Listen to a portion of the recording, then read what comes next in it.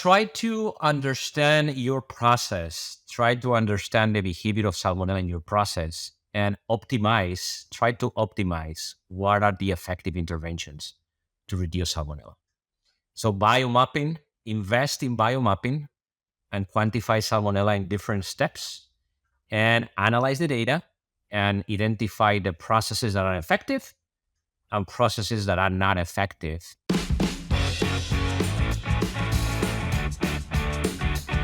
Hi, everyone. Welcome to the Poultry Podcast Show. I'm Karen Grogan, your host today. And today we have Dr. Fernando Sampedro from the University of Minnesota. And we're going to talk a little bit about everyone's favorite foodborne illness, Salmonella. So, Fernando, welcome to the show today. How are you? Good. Thank you. Thank you for being here. So, Fernando, tell us a little bit about your background and your training and how your research took you to Salmonella in poultry. Sure. So I'm a food scientist by training, originally from Spain. So I did all my formal training, master's degree and PhD in Valencia. That's my city in Spain. We're a kind of a big agricultural community there. We're known for oranges. Right. Valencia oranges. Orange. We also have rice, a lot of production of rice. And my PhD was focused on non-thermal technologies, actually. It was more on food processing, looking at high pressure, pulse electric fields, ultraviolet to inactivate pathogens in different products and also to preserve the quality and nutrition of different food products. So that was pretty exciting at that time because those technologies were really advancing fast. And now we can see, for example, high pressure, right, in a lot of different food industries being applied. So that was the initial formal training. And then I got a scholarship to come to the US to do my postdoc research. And I went to ARS, the Agricultural Research Service from USDA. And it was in the center at Whitmore in Pennsylvania, near Philadelphia. And I kept working on food safety, new technologies for 2 years. And then the big economic crisis, right? We're talking about 2009. So my plan was going back to Spain, actually, and get a scientist position back there. But, the situation was really bad in Europe, Spain especially. Unemployment rates were really high. And what most of the governments do, unfortunately, it's cutting the science budget, right?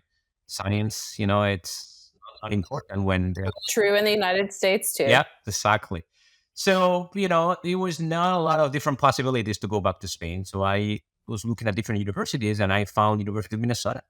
And I applied for a faculty position. That was in 2011. And I got a position in the veterinary medicine, surrounded by veterinarians, so a food scientist. Hey, we're good people. Veterinarians are good people. I know. It takes a time. So that's where I started to work more on risk analysis and more focus on animal-based products. And that's how I got into Salmonella and, poultry. Excellent. And so now is your position is with the School of Public Health? Yep. Okay. And in terms of sort of risk modeling, where do you see our industry headed in terms of addressing the risk that we have in the poultry industry? How are we going to tackle that? Yeah, there has been a lot of different insights, movements, regulatory proposals lately, actually. The regulatory proposals are raising a lot of eyebrows. Yeah. I know. And I was part of a roundtable that the National Chicken Council organized like a month ago, and it was a very interesting discussion that we had. And I think there are two main topics that are main focus now for controlling Salmonella. One is what we do with the highly virulent stereotypes. Because risk assessment, it's coming back saying most of the illnesses are related to certain serotypes. So more than 50% of all illnesses related to poultry maybe are related to 4 or 5 serotypes. So how we can address that? If we address those serotypes, we can address most of the illnesses, right? That's one of the main directions that at least FSIS is going. The other one is how we move away from just prevalence of Salmonella. We have been doing this for years now, but then we realized that in terms of risk for the consumer, those poultry products with high contamination levels are the ones that are creating illnesses. So the movement is how we enumerate Salmonella in different poultry products and how that translates to risk. And how, I guess from, sort of my my understanding is we're just getting, we don't have quick technology in order to like basically kind of identify those high virulent strains in a timely fashion. So how do we make that transition? Like there's a science piece that seems a piece of the pie that seems to be missing. So could you kind of explain how we bridge that gap? Yeah, you're right. You're right. So the methodology to to identify the specific serotypes and in food in general, are not as fast as the industry needs, right? That's true. But maybe the way it's focused more in pre-harvest food safety, competitive exclusion, vaccines, probiotics, gut microflora, something that we can change maybe the serotypes that the live animal has, and then then we can take care of that with the process, right, in at slaughtering plants. But maybe the focus is now focusing on pre-harvest, Pre-harvest. or trying to remove those highly virulent serotypes. So in terms of pre-harvest, I actually think the poultry industry does a pretty good job. We have a pretty good grasp of interventions, and we're kind of doing a lot of those tools already. So again, we would need another, breakthrough scientific technology, because at least a lot of research shows out there that, sort of you can affect that microbiome just very early, and then you can't really shift it very much. So how do we apply effective food safety measures? Like we could put stuff out there. Sure, you say we need to vaccinate. Great. We'll put vaccine 4 times, but maybe only that first vaccine is truly effective. So I think, kind of that modeling is your piece of research over, okay, these 3 things really make an impact. So how do we measure those things? Yeah, that's a great question. Actually, we don't have a lot of information of the variability of serotypes in terms of behavior. For example, in a processing plant, we don't know if Infantis it's more resistant to, let's say, chlorine or any other antimicrobial that we use in a processing plant than typhoid or enteritis, right? We need to gather more specific data on serotypes because we know from the risk assessment side that, yes, if you remove those serotypes or you try to minimize those serotypes, you will protect the consumer in terms of number of illnesses. But in terms of controlling specific serotypes in a processing plant, we don't have enough data yet, right, or research yet to differentiate how those serotypes survive a processing environment. That's where we need more data on that. That's so great to hear you say we need more data. I think that I think a lot of the the regulatory push, and then the science community is like, wait, we don't quite, we're not there to the point. So for our listeners out there, we've kind of talked around the regulatory piece. Would you explain kind of what the new regulations that have been proposed and sort of what those mean? Right. So I think so my understanding, and I'm not talking, about like what FSIS is thinking, but what the regulatory proposals or the strategic roadmap, as they say, right, is focusing on those two things, right? The serotypes that are highly virulent, but then the other one is enumeration, and enumeration I think has a better success because two things, right? We have current technologies, the quantitative PCR, that is able to quantify salmonella now. There are several, commercial, companies out there testing that they can provide that service, and they can provide the technology to test and quantify salmonella in a poultry product. But then what limit we should Right. set? Right? Who And there is sets that limit? right, and there is a proposal for those stuffed chicken breaded products that have created a lot of outbreaks, right, in the past. And there is this proposal of 1 CFU per gram as a regulatory limit, as a proposal, right?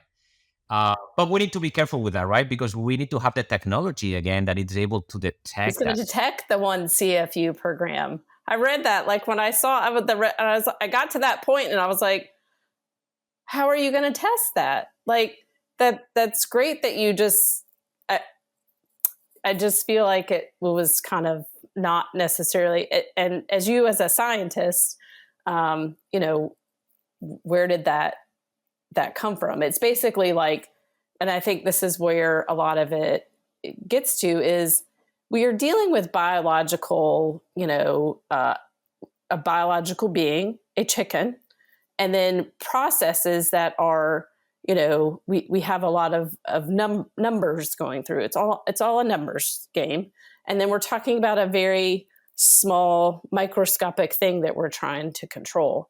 And so this is sort of where you're, risk modeling. So what points, we kind of briefly talked about pre-harvest. What are some additional things we could be doing in terms of processing control points? Right. Yes. One thing that I'd share with the industry, poultry industry a lot is I don't think we have good metrics to validate our process. How do we know that the chilling operation is working properly? So for example, if we talk about FDA sometimes put like, okay, you need a 5 log reduction, right, for this process. They put like a certain criteria that industry can compare with. Okay, for pasteurization of juices, I need to have 5 log reduction. So a combination of temperature and time that will give me 5 log reduction of a pathogen. We don't have such a thing with, I think, the poultry processing, right? So what is an adequate log reduction for a chilling process? 1 log, 2 logs? Probably a really well ran chiller. It probably does a good, if everything's running right. But yeah, Yeah, so I think what will bring this enumeration strategy is that companies can start bringing data. How much load of salmonella you had, how much you are reducing in a chilling process, and if we start comparing, industry data and industry processes, we can kind of standardize and say, okay, like a 1 log reduction will be like a good value, for example, to say that your chilling process is working, right? And you are adding the adequate antimicrobial concentration and pH and water recirculation, right? But since, like giving those guidelines in terms of how much pathogen reduction you should have in different processes will help industry as well to meet any potential future FSIS regulatory standards. do you think in your, you clearly look at this and analyze this and have been at roundtables, is there sort of a threshold that, like their tolerance levels and amounts allowed, and then what we can achieve as an industry in terms of, I'm not a food scientist, but to get to like a zero, if we get to the point where salmonella itself in any amount, and we already see this now with one particular product, that 1 CFU per gram is considered an adulterant. And that's a big word, adulterant. So if we get to that point, how, I guess I just see the cross section happening, that the tolerance levels will get to a point, and if we do everything pre-harvest, post-harvest plant, like everything that we can do, is it possible to get to those requirements? That's a great question as well. It's happening already with prevalence. We're seeing levels of what, 2-3%. If you look at the latest, scientific publications, it's already extremely low for a raw product. right? People will cook it, unless a new chef comes with a sushi or something like that, which Oh, ew, no, not allowed. so consumers will still be cooking all poultry, right? So Well, that's a questionable thing is people's, cooking habits. right, yeah, that's yeah. So yeah, I mean, I think there are two things here. What is the detection limit for this new technology to quantify salmonella? You cannot go, below the detection limit for sure. So one CVU, we need to compare that with what are the current, limit of detection for those technologies. And then, what is the level of protection that we want to give to the consumer? Because we will be able to reach to zero illnesses, right? That's impossible, right? But what is the level of protection? And there is these healthy goals, right? 30 that, that the federal agencies, they do every 10 years, right?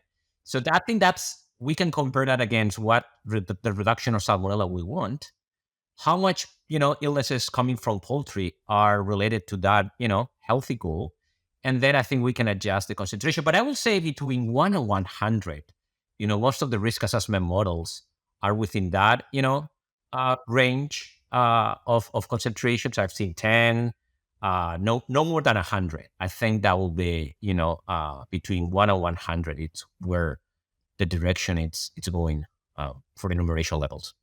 And then in terms of like those 2030 healthy people goals that you're talking about, what is their sort of rate of illness in people that they're aiming for? And where are we right now in terms of that? Do you happen to know what those are?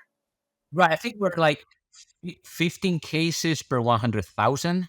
And I think they wanted to reduce it to 11 point something, 11. So like a 20%, 30% decrease. And again, poultry is a small part, right, of the puzzle, right? And the latest IFSAC, attribution, there is this interagency prediction reports that they attribute illnesses to different food commodities. So when you see the latest report, now plant-based food products are more attributed to salmonella than animal products. So actually, if I'm working a federal agency like FSIS or FDA, if I reduce the salmonella, prevalence in plants, will have much greater reduction rather using salmonella in animal products. I show you, the effort of the poultry and meat industry to reduce salmonella levels prevalence. And now we need to, put pressure as well on the plant-based, products because they are carrying a lot of salmonella too and illnesses. And which plant-based products are there particular ones? Sprouts is one of them. Ready-to-eat salads in general. Fresh produce in general. There has Fresh been produce in general outnumbers in terms of foodborne illness attributed to salmonella in people. yeah. Yeah, because people don't like if it says ready to eat, people listen and say it's ready to eat and they just eat it. They don't do that extra wash step, or it tends to be things that they don't clean again. And the other thing is that we import quite a bit of fresh produce, and water, it's a big issue. Water quality, yes. And in other countries like Mexico, we import a lot of fresh produce from Mexico, and then depending on the region, water, it's an open environment, right? It's yeah. So that's really hard to control. Microbial contamination in water. That will be one of the main issues, I think, for future food safety and fresh produce. Trying to improve what the irrigation water that gets used on fresh produce. So in terms of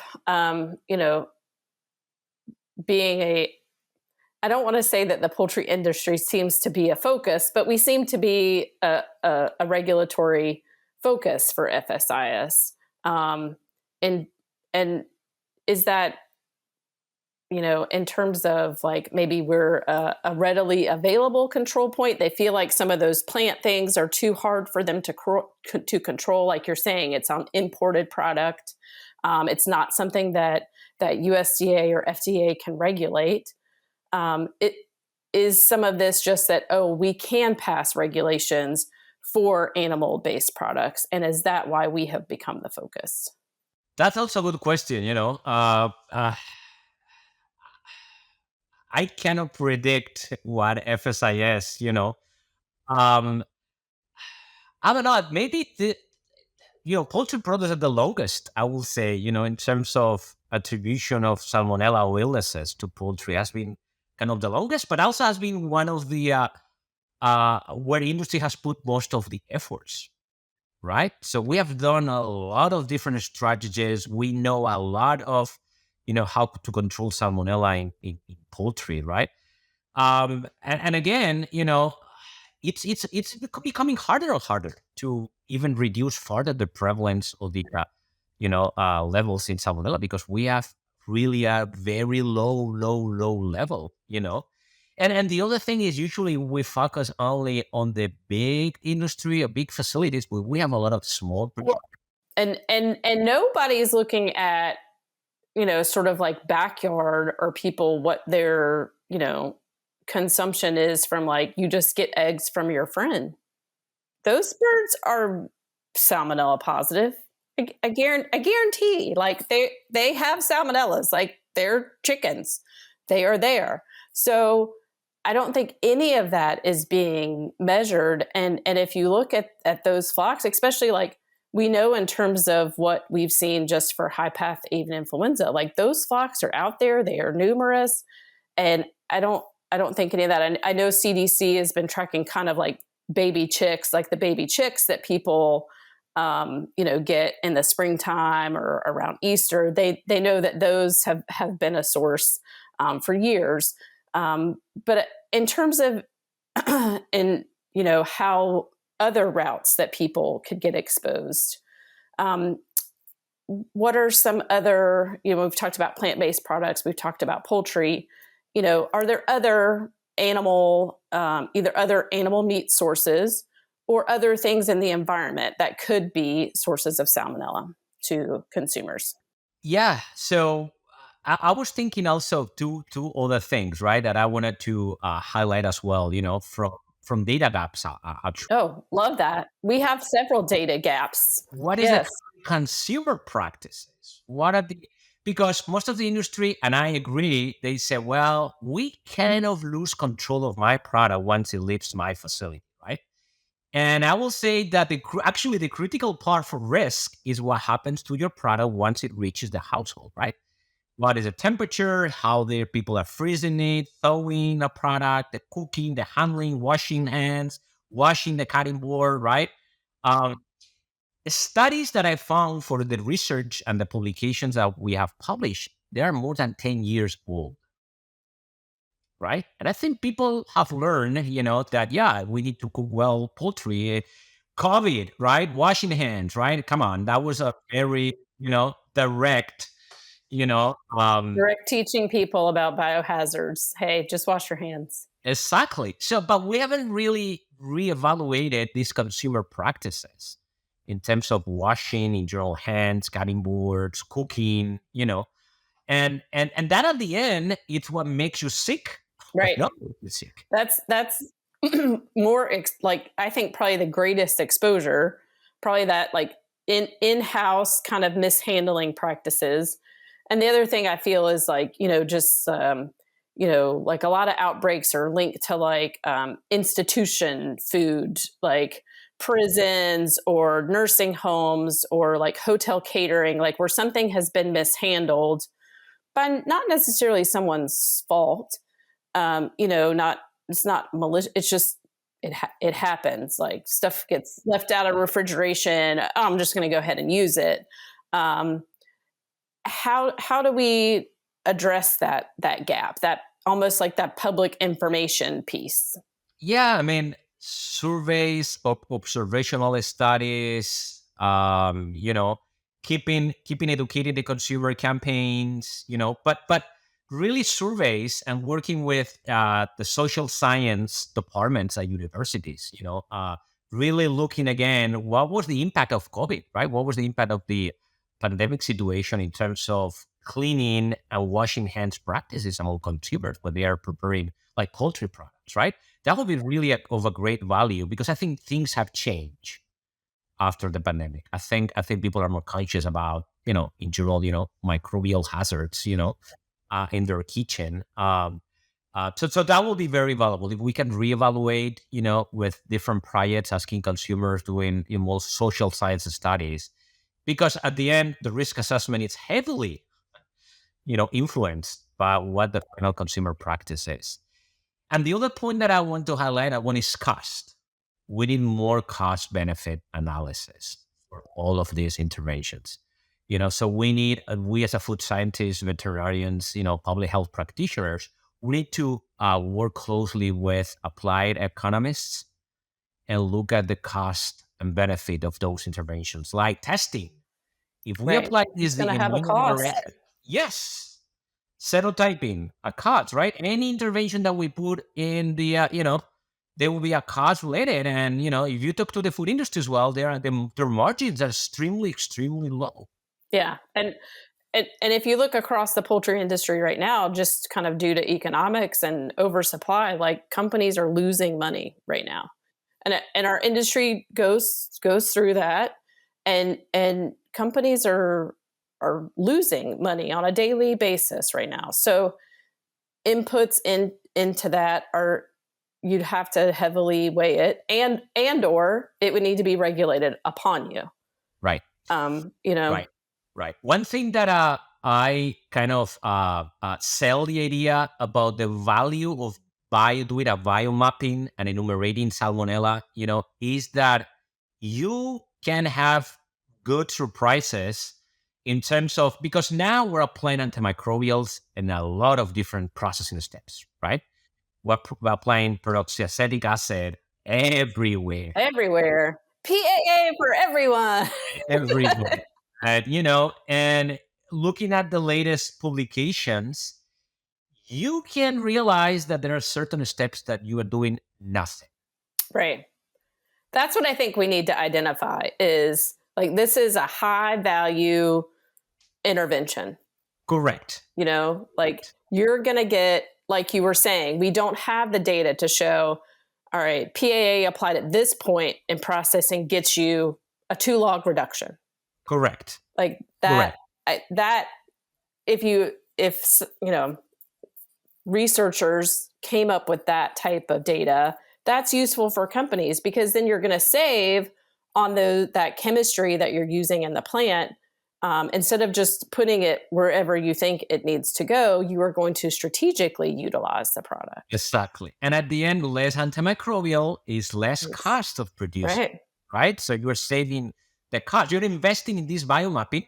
You're investing in enumerating salmonella in different points. But at the end of the day, you're optimizing your process. And it's a cost saving at the end. Okay. Did you submit a grant for that already, Fernando? I'm thinking about it. Okay. I'm thinking about it. Yep. That's one of the things. Right? And then adding the cost benefit analysis into that, right? What specific antimicrobials and what processes is cost effective on adding the antimicrobial. But based on your original question, salmonella, my answer is salmonella is everywhere. It doesn't matter what product actually you're manufacturing. I tell the industry, you always will identify salmonella as a foreseeable hazard, microbial hazard. It doesn't matter if it's a dry, wet, plant-based, animal-based product. It doesn't matter. Wherever you think of, you always find outbreaks, recalls, related to salmonella. So salmonella is everywhere now. Absolutely. I don't think people realize that. Like, people have a mental association. I think most people would be like, like you were talking about ready to eat salads. Oh no, I can't get salmonella from that. And I think that's, again, a consumer education piece. They just associate maybe other meats, but I really do feel like poultry gets the brunt of things in terms of eggs and poultry meat of various products. Yeah. Right. But again, the consumer has the key. If they cook it well, but with a salad, with fresh produce, there's no cooking. So anything that it's there, So in terms of, your food science background, and on put on your future scope, um, is there technology in the pipeline to address that, like for fresh produce, or even future technologies coming down the pipeline to somehow treat finished products safe for poultry?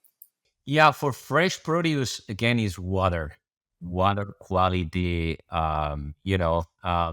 The problem So is nothing high tech, pretty basic technology, pretty just basic, pretty use basic. clean water. Right. And yeah, and then use this risk mentality, what I call risk mentality, like looking at your surroundings.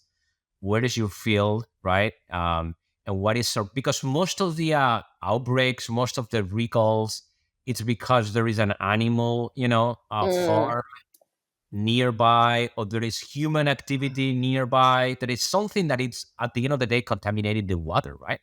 With usually fecal material, right? Fecal matter in the right, water. So right. doing this risk mentality, risk based approach, saying, okay, what is going on around my farm, field, or even wildlife, right? I mean, is there any life activity, right? Um, but if we're using open source water, that's really hard, right? I mean, what technology you can use to control an open source water? If you have a well, that's a different story, right?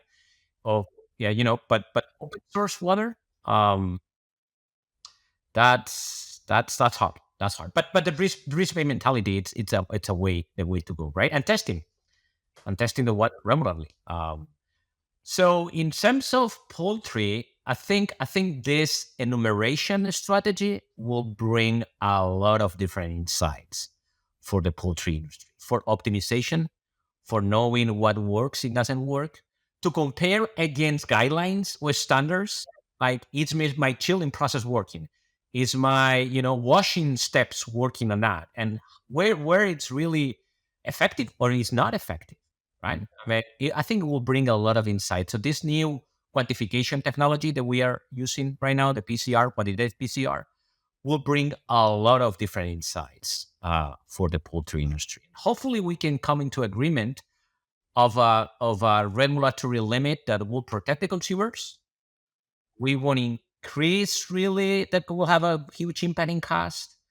And that's an agreement between industry and the regulatory agency. Yes, I think that's critical in terms of, as you said, the U.S. industry has done a great job reducing what is present in product currently, and I think we have to sort of tell our story a little bit when it comes to those regulatory types of environments of, okay, we've already, as an industry, we've done this and this, and we've identified control points that we think work.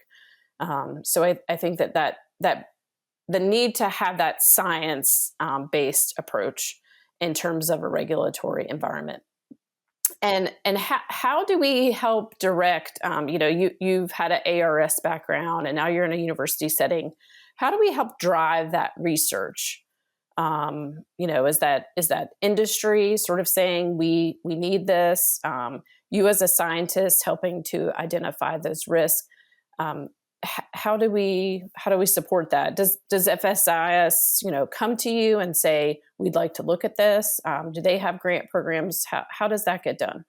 That's hard because, I mean, I feel that when you apply for a grant proposal from USDA, for example, it needs to be something really innovative, right? Right. Like really sexy, really Yes. a And breakthrough. involve people. It's got to have a human health twist to get the really big bucks. Yeah. Right. And we're talking about here, like, I will say applied science, right? Right. Really applied, really, Very applied. right? And sometimes that's not sexy. No. Like applied science sometimes doesn't go well with innovation, something innovative, something breakthrough, Right. right? So yeah, I think we as a researchers, we tend to come around saying, okay, I want to accomplish this, but what else we could do to Right. make a proposal, like, looking at new things, but having this basic knowledge that it will be very beneficial for the industry, right? in terms of gaining knowledge on the behavioral salmonella, right? So we need to play that devil's advocate always, right? Saying, I want to accomplish this, but what else I can add to the grand proposal uh, to make it more, I don't know, to add something that it will break through. And we don't know what the direction will be for that piece, right? Because it's completely, it's like taking the risk. We take a lot of different, risks when we submit those proposals. But then there is this community organization like NAMI, the North American Institute.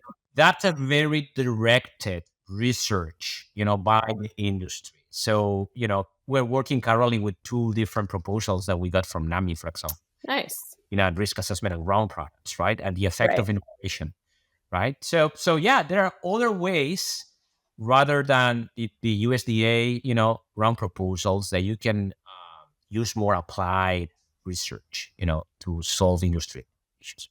So it just for our listeners that, they might be working with a company, like what's one takeaway message that you would like them to know about, salmonella and current risk? Yeah, try to understand your process. Try to understand the behavior of salmonella in your process and try to optimize what are the effective interventions to reduce salmonella. So biomapping, invest in biomapping and quantify salmonella in different steps and analyze the data and identify the processes that are effective and processes that are not effective. And yeah, that will be a cost saving, a strategy and the way to control salmonella effectively. So invest in a biomapping of salmonella in your facility. That's perfect. That's great. When it comes to raising healthy animals, you need more than the right solutions. You need the right partner who brings decades of industry expertise and a global team to put that knowledge to work for the advancement of your operation. At Phibro Animal Health Corporation, we are proud to work with you as your trusted partner. Natural Biologics is using cutting-edge science to dig deeper into the poultry health challenges you face. By gathering scientific evidence, they identify the most effective combinations of natural ingredients that improve animal health. Visit naturalbiologics.com/poultry to see the newest research in both turkeys and chickens.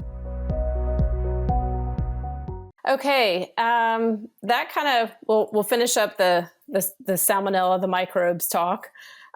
So from a professional standpoint, in terms of if there's food scientists here or researchers here that would like to get into what you do, what are some tips that you would sort of give people coming into the industry?